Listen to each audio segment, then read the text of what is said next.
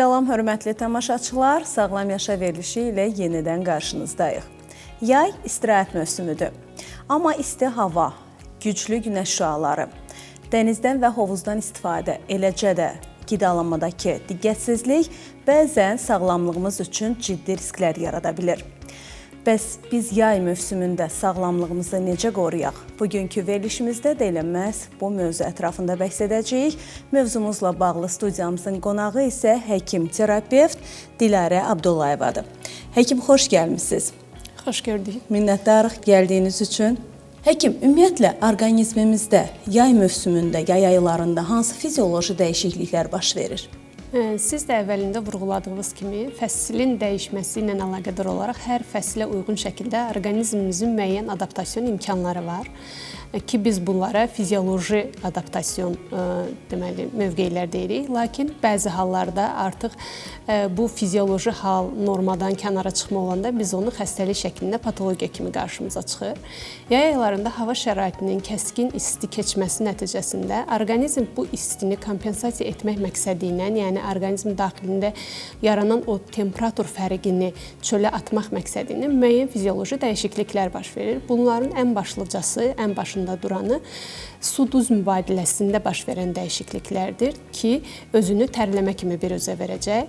Artıq bu zaman orqanizmimizin tər vəzləri və piy vəzləri normadan artıq başlayıb fəaliyyət göstərirlər.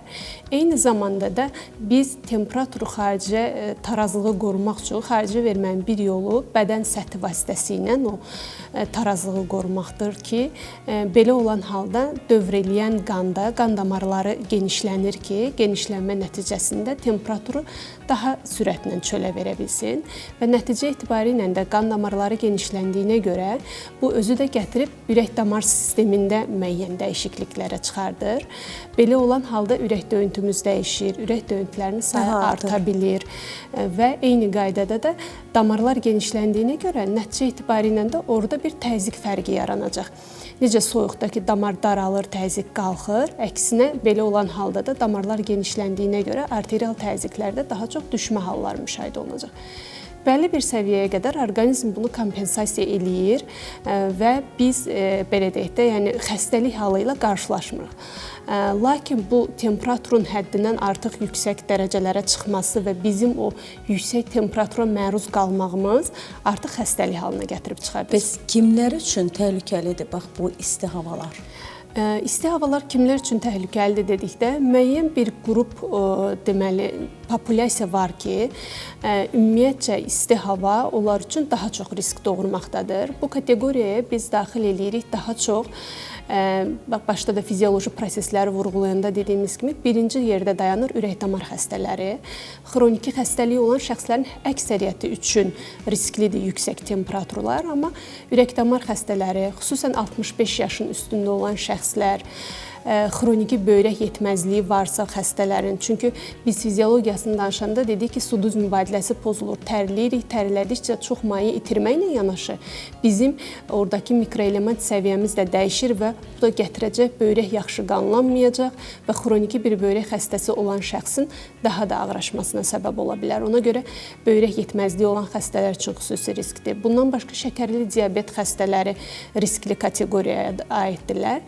Yanaşı da xroniki xəstəlikləri olanlardan əlavə, ümumiyyətcə uşaqlar, biz körpələr, uşaqlar, az yaşlı uşaqları risk kateqoriyasına ayırd edirik. Çünki başda da dediyim kimi bədən səthi önəmlidir və uşaqlar balacadırlar, dəri səthi daha azdır. Ona görə onlara yüksək temperatur daha tez dehidratasiya olmağına, daha tez su itkisinə daha ağır nəticələr doğura biləcəyi üçün körpə uşaqlar risk qrupudurlar.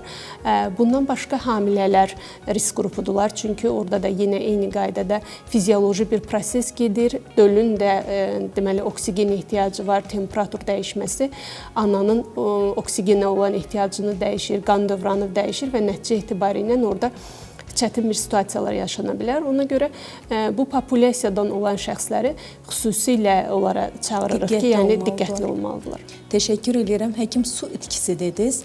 Təbii ki, qış ayları ilə müqayisədə yay aylarında bizim bədənimiz daha çox su tələb eləyir. Bax, yay aylarında fərq varmı? Gün ərzində neçə litr su qəbul eləməliyik? Yəni bu normal hesab olunmalıdır.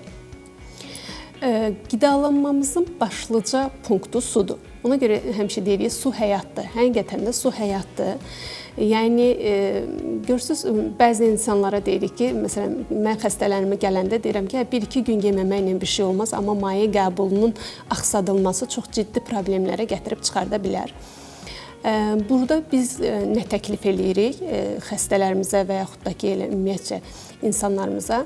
Normalda biz deyirik ki, hər kəsin maye qəbulu fərqlidir. Yəni, fərdidir hər bir şəxsin orqanizmi üçün lazım olan maye tələbatı fərdidir. İlk öncə çəkidən asılıdır. İlk öncə, bəli, çəkisindən asılıdır. Bədən səthi yenə də özünü göstərəcək. Normada biz deyirik ki, hər kiloqram başına 30-40 millim ən azından sutkalıq maye qəbul eləməlidir. Bu da orta hesabla fikirləşsək ki, bir insanın çəkisi orta hesabla 70-75 kiloqram arasında dəyişir. Biz tövsiyə eləyirik ki, adətən 2 litr, 2,5 litr bacarırsa, bunun üstündə bir maye qəbul eləsin. Yay aylarında, amma yəni yenə dediyim kimi fərdidir burada proses. Artıq bir başqa bu situasiyanın kənarına çıxa biləcək hallar varsa, yəni şəxs daha ağır bir fiziki işlə məşğuldursa, daha çox istinin, temperaturun təsirinə məruz qalacağı bir peşədə fəaliyyət göstərirsə və yaxud da ki, məsələn, hamilə xanımlara biz daha çox maye qəbul eləməsini tövsiyə edirik. Yanaşı şəkildə başqa bir, məsələn, şəkərli diabet xəstələri, bilirsiniz, şəkərli diabet xəstələrinin normalda da maye qəbulunu biz diqqət eləməyini deyirik. Çünki niyə? Şəkərli diabet xəstəsi normal maye qəbul eləməsə, defisiti olsa, şəkəri daha çox qalxacaq. Şəkər daha çox qalxırsa, xəstə qüsurlu bir dövrana girəcək. Ona görə, yəni qəbul olunan mayenin də miqdarı şəxsə görə, yaşına görə, bədən çəkisinə görə və xroniki bir xəstəlik müşayiət eləyirmi xəstəni, ona uyğun şəkildə dəyişir. Amma minimum ən azından 2-2,5 litr və saf sudan söhbət gedir də burada. Yəni maye deyəndə xəstələr bu maye kateqoriyasının içərisində içdiyi başqa şeyləri də daxil edir. Çox vaxt çaydan əlavə adi suyu, içməli suyu sərinləşdirici, qazlı, şirin içkilərlə əvəz eləyirlər. Bax, bu nə dərəcədə doğrudur? Bəli, çox təəssüf ki, belədir. Lakin mən həmişə xəstələrimə də tövsiyə edirəm ki, yəni o şirin içəcəklər, bəzi qazlı içəcəklər, hansı ki, hətta bəzi içəcəklər var ki, bəli, çox təəssüf ki, buradan bir sosial mesaj verək ki, yəni heç tövsiyə deyil, bir mənalı şəkildə, yəni bizim orada mayədən qazanacağımız bir balaca fayda ilə, o enerji içəcəyindən alacağı fəsad arasında dağlar qədər fərq var. Çox təəssüf ki, bugün bizim ölkəmizdə çox yaygın şəkildə istifadə olunur. Bu çox acınacaqlıdır məncə həqiqətən. Çünki bugün biz nəzər salsaq, biraz bu mövzudan kənara çıxır. Sadəcə, yəni onu demək istəyirəm ki, nəzərə salsaq, niyə erkən yaşda insanlarda kardioloji problemlər çox aktuallaşıb? Bugün deyirlər ki, aynı şəkildə ürək xəstəsi oldu, ritmi pozuldu, infarkt keçirtdi və s. Mən deyərdim ki, bariz başlıca səbəblərindən biri gənclərimizin bu zərərli vərdişlərə yiyələnməkdir. Biz sadalayırıq digər zərərli vərdişləri, işte tütün məhsulları, amma mən başda deyərdim ki, bu qazlı içəcəklər özü də zərərli bir vərdiş kateqoriyasındadır. Bayaq vurğuladınız, həmin o xroniki xəstəliyi olanlar, digər hamilə qadınlar və yaxud digər şəxsləri bilmək istəyərdik, təzyiqli xəstələr üçün maye qəbulu yay aylarında onların təzyiqinin qalxmasına səbəb ola bilərmi? Yox, belə bir şey, buna da buradan aydınlıq gətirək. Yəni, xəstə çox maye içdiyi üçün təzyiqi qalxmaz. Əksinə, mayesiz qaldığı üçün təzyiqi qalxa bilər və şəxs əgər təzyiq xəstəsidirsə, diaqnozu qoyulmuş bir hipertoniya xəstəsidirsə, mütləq şəkildə həkim tərəfindən tövsiyə olunmuş bir antihipertenziv, yəni təzyiq salıcı dərmanı var. Həmin təzyiq dərmanını axsatmadığı müddətcə və pəhrizindəki digər şeylərə diqqət etdiyi müddətcə, xüsusən duz və duzlu kateqoriyadan olan yeyəcəklər, içəcəklər, yəni 2 litr yarım maye içdi deyə şəxsin təzyiqi qalxmaz. Elektrolit balansının pozulması barədə istərdim məlumat verəsiniz. Nədir və ilkin əlamətləri nələrdir? Elektrolitlər, mən deyərdim ki, orqanizmimizin o balaca, görünməz, böyük müdafiə mexanizmləridir. Çünki yəni, adı üstündə elektrolit səviyyəsində olsalar belə, elektron səviyyədə olsalar belə, çox-çox böyük funksiyalar icra edirlər. və orqanizm vahid sistem olduğuna görə o tarazlıq çox yaxşı şəkildə tənzimlənir. Böyrəklərimiz vasitəsilə, qaraciyər vasitəsilə və s. Lakin bu xüsusən yay aylarında biz dedik ki, tərləmə artır və tərləmə artdığına görə üstəgəl də ki, şəxs əgər ki, daha az maye qəbul eləyir və yaxud da ki, susuzlaşmaya başqa səbəb ola biləcək bir proses vardır, bir infeksiyon bir xəstəlik keçirdir, məsəl üçün, o susuzlaşma gətirib elektrolit balansının korlanmasına səbəb olacaq və nəticə etibarilə o balaca elektrolitlərin bir balaca da olsa yer dəyişməsi arzu olunmaz hallara gətirib çıxardacaq. Bizim xəstələrin də bildiyi, adını çəkdiyimiz natriumdur, kaliumdur, xlor ionlarıdır ki, bunlar susuzlaşma zamanı ən sıx qarşımıza çıxan, balansı pozulan deməli elektrolitlərdir ki, elə olan halda ciddi kliniki əlamətlər müşahidə edilə bilər xəstədə. Xüsusən natrium tarazlığının pozulması gətirib bir çox beyin əlamətlərinə çıxarda bilər xəstədə. Ən bəsiti baş gicəllənmə, halsızlıq, zəiflik, bu özünü yuxuya meyilli şəklində göstərə bilər və hətta irəli dərəcədə daha çox beyin əlamətləri ilə komatoz vəziyyətlərlə özünü bir üzə göstərə bilər. Və yaxud da ki, kalium elektrolitlərinin yenə tarazlığının pozulması ən arzulamadığımız hal kimi ürək keçiriciliyinin ciddi şəkildə pozulmasına və xəstənin ritminin pozulması kimi ən bəsitindən, yəni bu situasiyalara səbəb ola bilər. Ona görə biz dəfələrlə vurğulayırıq ki, xüsusən xroniki xəstəliyi olan şəxslər yüksək temperatura məruz qalırsa əgər, mütləq o susuzlaşmaması üçün bədənin və o elektrolit tarazlığının pozulmaması üçün maye balansı normada qalmalıdır. Burada deyə bilərik ki, bir daha fikrimizi təsdiqlədik ki, ac qalmaq olar, amma susuz qalmaq tövsiyə olunmur. Görürsünüz, hamı yay aylarında daha yüngül qidaya meyl eləyirik. Yəni, norma da budur əslində. Daha yüngül qidalar orqanizmi yay aylarında daha, belə deyək, refresh saxlayır. Mənimsənilməsinə səbəb olur. Həzm olunmasını da daha rahatlaşdırır. Əlavə bir efor sərf eləmirik, amma maye balansı önəmlidir. Həkim, yay fəsli dedikdə ən çox şikayətlərdən biri də, təhlükəli şikayətlərdən biri də gün vurmadır. Əsasən də yay aylarında çöldə, bayırda işləyən insanlar üçün daha çox risklidir. Gün vurmanın ilkin əlamətləri nələrdir və biz bundan necə qoruna bilərik? Gün vurma kifayət qədər ciddi problemli bir xəstəlikdir, belə deyərdim. Gün vurma nədir? Gün vurma uzun müddət və yaxud da ki, uzun müddət olmağına ehtiyac yoxdur. Tutaq ki, 15-20 dəqiqə belə günün bəlli saatlarında birbaşa günəş şüalarının təsirinə məruz qalması nəticəsində xəstənin meydana çıxan klinik simptomlarıdır gün vurma.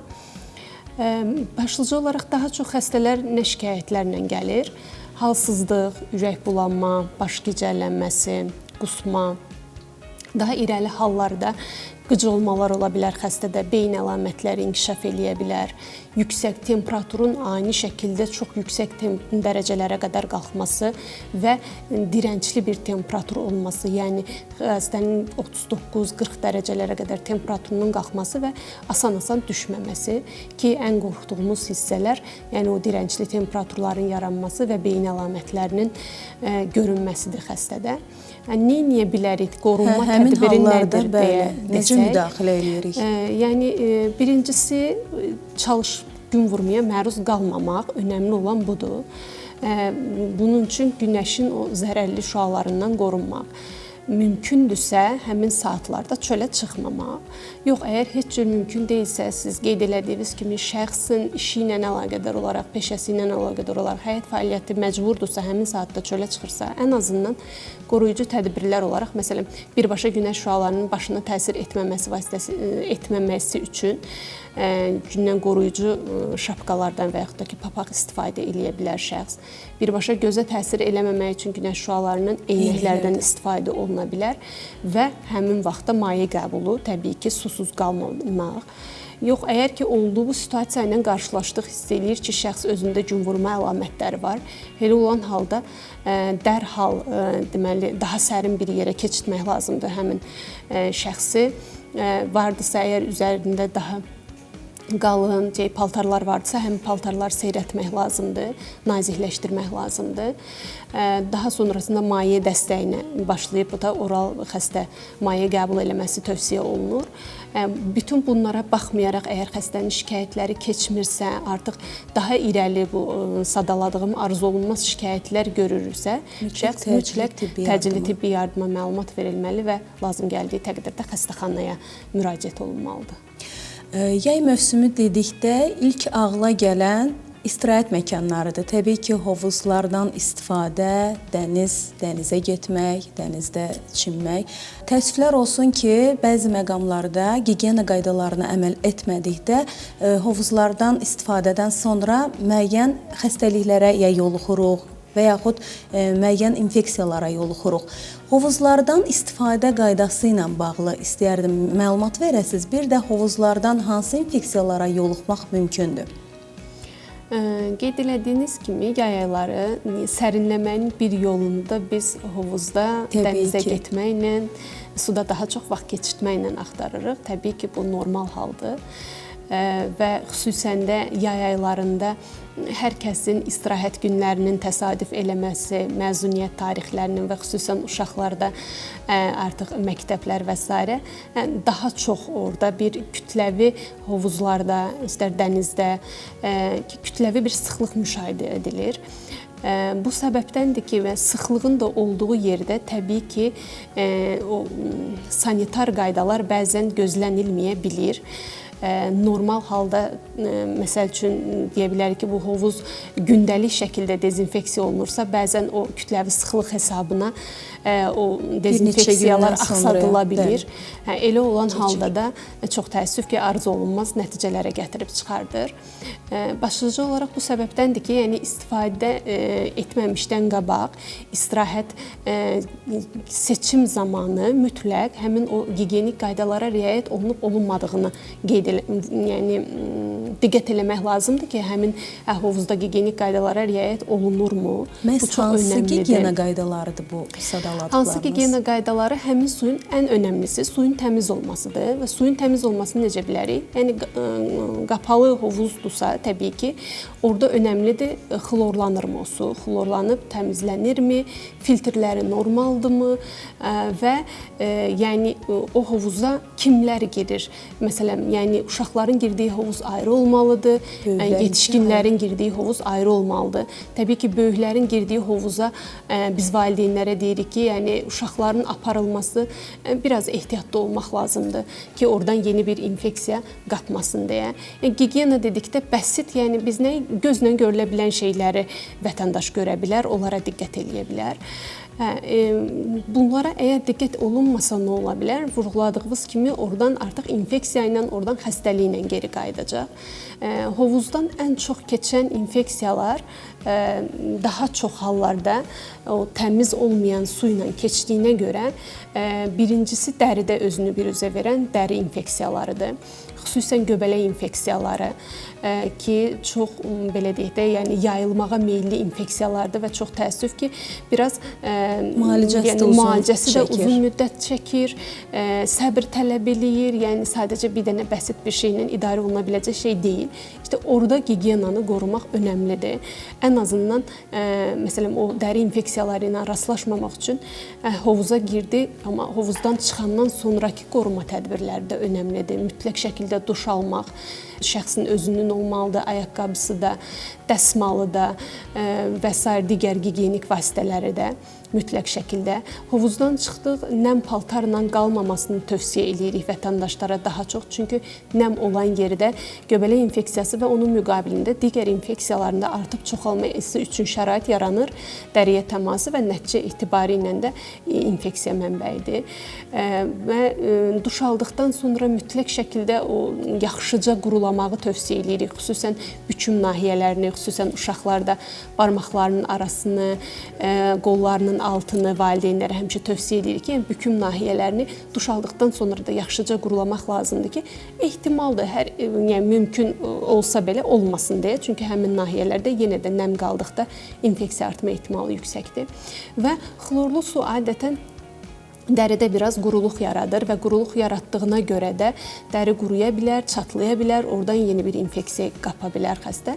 Buna görə hovuzdan çıxdıqdan sonra, duş qəbul edib, ceylədikdən sonra xüsusi bir nəmləndirici krem vasitəsilə xüsusən uşaqların bədəninin nəmləndirilməsini tövsiyə edirik. Bundan başqa göz infeksiyaları ilə bir çox rastlaşırıq hovuzdan çıxandan sonra. İstər xlorun o bəzən artıq olması qıcıqlandırıcı yarada bilər, konjunktivit kimi problemlərlə və yaxud da ki, oradan bir infeksiya, yenə göz infeksiyası ilə bizim qarşımıza gələ bilir xəstələr.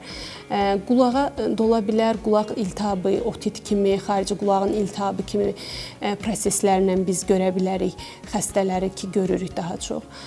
Bundan başqa bir də o suyu udmaq vasitəsilə uduruq, o infeksiya, o patogen həzm sisteminə daxil olur və başlayır artıq mədə-bağırsaq şikayətləri, bağırsaq infeksiyalarına yoluxma halları ki, ən çox hovuzdan bizə gələn, yəni də dənizdən şəxs gedir tətilə gedir, başqa ölkəyə, başqa şəhərə və s. Artıq orada istər-istəməz bu tip infeksiyalarla qabaqlaşa bilir. Həkim, profilaktik məqsədlə hovuzlardan istifadədən sonra və yaxud dənizə girib çıxdıqdan sonra qulaq damcıları və yaxud müəyyən göz damcılarından istifadə necə eləyə bilərikmi? Həkim tövsiyəsi olmadan hər hansı və əgər ki bir simptom da yoxdursa, bugün çox bir göz damlası və qulaq damlası istifadə olunması çox tövsiyə edilmir. Orada gigiyenik nə tövsiyə edilə bilər? Yaxşı hovuzdan çıxdıqdan sonra adi təmiz su ilə, bol su ilə gözləri yaxşıca yumaq. Əgər ki, şəxsin bilinən bir göz patologiyası vardısa, öz yerində dərmanını istifadə edə bilər mütləq şəkildə və yaxud da ki, bir göz quruluğu varsa şəxsin, buna uyğun şəkildə istifadə elədiyi bir göz damlası vardısa, istifadə olunması tövsiyədir. Yox, əgər sadəcə gigiyenik məqsədlə, profilaktik məqsədləndirsə, ona elə olan halda, yəni və yaxud da ki, yatqınlığı varsa, hovuz üçün xüsusi eynəklər var. O eynəklərdən istifadə edə bilər şəxs qorunmaq məqsədi ilə. Və dediyim kimi, adi bol su ilə gözləri yumaq. Qulaqda da eyni qaydada, əgər ki, otit üçün hər hansı bir keçirilmiş qulaq infeksiyası hekayəsi varsa şəxsin, qulaqda bir yatqınlıq vardısa, uşaqlarda bəzən ola bilir bu hal. Qulaq damlası istifadə etmək deyil də, yəni hovuzdan çıxdıqdan sonra qulağı bir sağa-sola yana eləməklə duş qəbul edəndən sonra içərisindəki o suyun qalmamağına diqqət eləmək və dəsmal vasitəsilə qulağın içini ehtiyatlı və nazik bir şəkildə qurulamağı tövsiyə edirik. Buradan onu vurğulamaq istəyirəm ki, o qulaq çöpləri ilə təmizləmək bu gigiyenaya şey deyil də, yəni arzuladığımız bir şey deyil, aid deyil və elə olan halda əksinə biz infeksiyanı biraz da içəriyə doğru itələyə bilərik və qulağın tamlığını da poza bilərik, oradakı təbil pərdəsi. Ona görə çox o qulaq çöplərindən istifadə arzulamırıq. Yay aylarında həkimlərə müraciət səbəblərindən biri də qida zəhərlənmələridir. Təəssüflər olsun ki, ya isti hava şəraiti ilə bağlı olaraq və yaxud başqa səbəblərdən qida zəhərlənmələri yay aylarında yəni sayı çox artır. Bəs qida zəhərlənmələrinə səbəb olan ən riskli qidalar hansılardır? Qida zəhərlənmələri də yay aylarında çox sıx rastlaşdığımız xəstəliklərdən, patologiyalardandır. Xüsusən biz uşaqlar arasında bunu çox müşahidə edirik və gənclər arasında daha çox belə deyək də, yəni çöldə qidalanmağa üstünlük verən şəxslər arasında daha çox təsadüf edirik.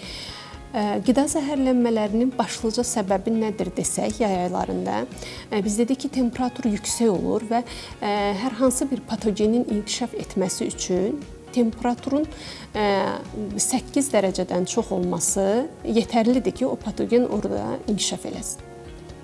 Yay aylarında da temperatur bir 30 dərəcələrin üzərinə çıxdığına görə çöldə qalan, belə deyək də, tamlığı pozulmuş qidaların üzərindəki patogenlərin artıb çoxalması daha sürətlənir.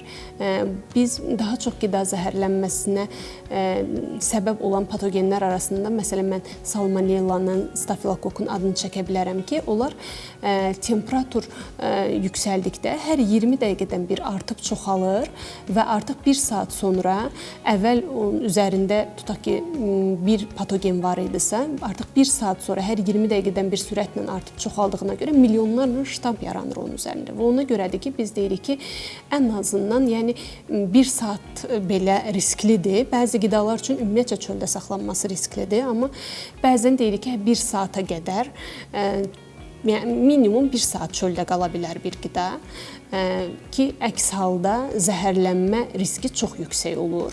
Ən riskli qidalar hansılardır? Ən riskli qidalar hansılardır desək, daha çox içərisində belə deyək də natamam bişmiş toyuq əti, natamam bişmiş mal əti, bundan başqa içərisində yumurta deməli birikdirən belə deyək də məhsullar, hansı ki tortlardır, pirojnalardır, xüsusi kremli məhsullardır.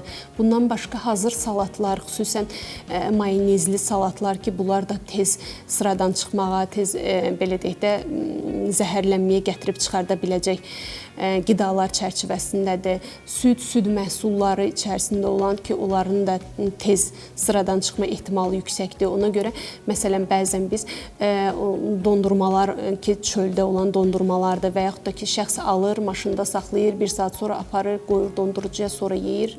Olmaz, bir mənalı şəkildə düzgün deyil. Xüsusən yay aylarında çox istifadə edirik. Dəniz məhsullarıdır. Düzgün bişirilmədikdə və yaxud da ki, düzgün istifadə olunmadıqda çox riskli qidalar kateqoriyasındadır ki, çox tez zəhərlənmə verə biləcək qidalardır. Bəs qida zəhərlənmələri hansı şikayətlərlə özünü büruzə verir? Qida zəhərlənmələri zamanı xəstə bizə daha çox mədə-bağırsaq şikayətləri ilə müraciət eləyir. Qidanı qəbul etdikdən bir neçə saat sonra xəstə qeyd eləyir ki, artıq məndə başladı ürək bulanma, qusma ola bilər, mədə ağrısı, qarın ağrısı, sancı tipində, xüsusən spazm tipində qarında ağrılar, ishal vurğulayır xəstə ki, tez-tez gedir böyük bayıra. Baş gicəllənmə, halsızlıq, zəiflik və temperatur müşahidə edilə bilir xəstələrdə ən ağır hallarda. Həkim, qida zəhərlənməsi ev şəraitində baş veribsə, evdə ilkin müdaxilə necə olmalıdır? Əgər ki, şəxsin şübhəsi varsa ki, qidadan zəhərlənibdir və bu sadaladığım klinik simptomlardan hər hansı biri şəxsdə var, elə olduğu hallarda xəstədə baş verən klinik simptomlar önəmlidir. Yəni, hansı şikayətləri var xəstənin? Yəni, qusması var, ürək bulanması var, ishalı var. Elə olan halda müəyyən bir müddət, təbii ki, çox uzun müddətdən söhbət getmir və şəxs əgər risk qrupuna aid olan kateqoriyadan deyilsə, yəni uşaq deyilsə, körpə deyilsə, hamilə deyilsə, xroniki bir xəstəliyi yoxdursa, yəni belə olan halda ev şəraitində artıq onlar müalicəyə başlaya bilərlər. Nə etmək? Birinci şəkildə mütləq mayesini yerinə qoymaq xəstənin. Başlayıb heç nə yeməsə belə suyunu içməlidir və qusması olduğuna görə xəstənin suyu da içmək istəməyəcək. Elə olan halda biz tövsiyə edirik ki, az-az, tez-tez, qurtum-qurtum su içməyə başlasın xəstə. O başda qeyd elədiyi elektrolit balansının pozulmaması. Elektrolit balansının pozulmasını gətirib çıxardan faktorlardan ən önəmlisi qusma və ishaldır. Yəni, o hal yaşanmasın deyə mütləq şəkildə maye və bəzən içərisində elektrolit olan deməli, həkim məsləhəti vasitəsilə əczaxanalardan əldə edə biləcəkləri kokteyl tipində belə deyək, dərmanlar ola bilər. Onlardan istifadə edə bilər. Tozlar əsasən. Tozlar, bəli. Bundan başqa və maye mütləq şəkildə də paralelində pəhriz gözləmək. Yəni, qidaya artıq diqqət elədik. Birinci zəhərlənmə düşündüyümüz qida nə idisə o uzaqlaşdırıldı evdən, atdıq, daha onu istifadə etmədik. Mütləq şəkildə də bundan sonra daha yüngül qidalar, maye yönümlü. Biz daha çox tövsiyə edirik ki, məsələn, şəxsə pendir yeyə bilər, ağartı yeyə bilər, soyutma şəkildə kartoşka yeyə bilər və s. Yağlı qidalardan bu ishal düzələnə qədər uzaq durmaq. Yox, əgər ki, şəxs artıq risk qrupu sadaladığım kateqoriyadandırsa və yaxud da ki, heç risk qrupunda olan kateqoriyadan deyil də, şəxsin artıq 2 gündən çoxdur davam eləyir, qusması, ishalı, artıq başlayıb bədəndə susuzlaşma əlamətləri görülür, sidik ifrazı azalıb, sidiyə az gedirsə şəxs, nevroloji əlamətləri başlayıbsa və temperaturu düşmürsə, xüsusən də ishalında qan kimi bir şikayətləri varsa, elə olan halda heç uzatmadan mütləq mütləq şəkildə həkimə müraciət etmək lazımdır. Adətən alışmırıq yay aylarında xəstələnməyə. Əsasən payız, qış aylarında daha çox müşahidə olur xəstəliklər. Amma yay aylarında da bəzi virus xəstəlikləri geniş şəkildə yayılır. Bax, bu xəstəliklər hansılardır ki, hansı ki yüksək hərarətlə də müşahidə olunur, digər simptomlar ortaya çıxır? Bəli, qeyd elədiyiniz kimi viral infeksiyalar belə deyək də, yəni tənəffüs sisteminin patologiyasına gətirib çıxardan viral infeksiyaları biz daha çox payız və qış aylarında görürük bu xəstələri. Lakin son illərdə yayda da heç az rast gəlinmir pnevmoniyalı xəstələr, bronxitli xəstələr. Səbəb nədir? Səbəb məncə birincisi xəstələrimizin şəxsin daha çox belə deyək, yəni kondisionerlərdən düzgün istifadə olunmaması, o gətirib bir infeksiyanın yayılmasına, artmasına səbəb ola bilər. Əgər ki, şəxsin bir xroniki xəstəliyi varsa, məsələn, bronxial asması var, xronik obstruktiv ağciyər xəstəliyi var, elə olan halda da kondisionerdən düzgün istifadə edilmədikdə, filtrləri zamanında təmizlənməyən kondisionerlərin havasının altında oturduqda və yaxud da ki, kondisionerlərin dərəcəsinə diqqət etməyib daha aşağı temperatur əldə etmək üçün qoyulan o dərəcələrin altında oturulduğu zaman, tənəffüs yollarının biz artıq simptomları ilə rastlaşırıq. Və eyni zamanda onu deyə bilərəm ki, yəni viral infeksiyalar əslində həmişədən var olub da, belə deyək, qrip infeksiyası olsun, digər infeksiyalar olsun. Sadəcə insan immun sistemi və yanaşı xəstəliklər, mən deyərdim ki, ekoloji vəziyyətin çox dəyişməsi bunun üçün önəmli bir faktordur ki, biz artıq yay aylarında da görürük bu tip şeylər. Və insanların özünü qorumaması da, yəni insanların o immun sistemi qorumamaq nəticə etibarilə gətirib bu tür viral infeksiyalara çıxardır. Verilişimizin əvvəlində qeyd elədiniz ki, yay aylarında xüsusilə daha yüngül qidalara üstünlük veririk. Bunların arasında meyvə və tərəvəzlər ön sıradadır, belə deyək. Yaxşı yuyulmamış meyvə tərəvəzlər hansı fəsadlara gətirib çıxara bilər? Bəli, biz dedik ki, bağırsaq infeksiyalarının, istərsə də ki, yəni bu digər infeksiyon proseslərin əsasında bu gigiyenik qaydalara riayət edilməməsi dayanır. Bir punkt da budur. İstifadə etdiyimiz qida məhsullarının düzgün yuyulmaması və yaxud da ki, ümumiyyətcə bəzən yumadan istifadə olunması. Burada biz nə tövsiyə edirik, nə çağırış veririk. Mütləq şəkildə, yəni ən bəsitindən gigiyenik qayda bol su ilə və təmiz şəkildə yuyulmalıdır. Xüsusən göyərtilər o kateqoriyadandır ki, yaxşı şəkildə, təmiz şəkildə yuyulmadıqda onların içərisində bağırsaq infeksiyaları ilə yanaşı digər hər hansı bir parazit infeksiyalarına yoluxma ehtimalı da artır. Yay demək, isti hava demək insanların çöldə daha çox zaman keçirtməsidir. Yəni xüsusən pikniklər çox aktualdır. İnsanlar çöldə çox zaman keçirdilər. Elə olan halda da bəzən daha çox o yuyulmamış qidalara meyl eləyirlər. Ya yumadan yanlarında götürürlər və yaxud da ki, yanında olan bir kimsənin təklif elədiyi qida yuyulmamış olur, onu istifadə edirlər və yaxud da elə orada dərhal ağacın üzərindən və yaxud da ki, koldan nəsə bir şey qırıb da yemək. Amma onu qeyd eləmək istəyirəm ki, bu bir mənalı şəkildə yol verilməzdir. Mütləq şəkildə yuyulub istifadə olunmalıdır. Əks halda biz ciddi bağırsaq infeksiyaları ilə rastlaşırıq. Həkim, çox yaxşı vurğuladınız. Çöldə, bayırda gəzən insanlar, vaxtlarını ən çox bayırda keçirmək istəyən insanlarımız var, yay aylarında xüsusilə. Bu zaman günəş şüalarının dəriyə birbaşa təsiri müşahidə olunur. Belə olan hallarda biz nələrdən istifadə etməliyik dərimizi qorumaq üçün? Əsasən günəş kremlərindən söhbət gedir və günəş kremlərinin dərəcələri vardır, bildiyimiz kimi SPF adı ilə. Bax, bu barədə fikirlərinizi öyrənmək istəyərdim. Siz də qeyd elədiyiniz kimi, belə bir şey deyim, son dönəmlər bəli, SPF çox populyardır, hamı tərəfindən eşidiləndir. İnsanların bəzən hətta nə olduğunu bilmədən belə, məsələn, baxıram ki, yəni SPF-li kremlər, SPF və s.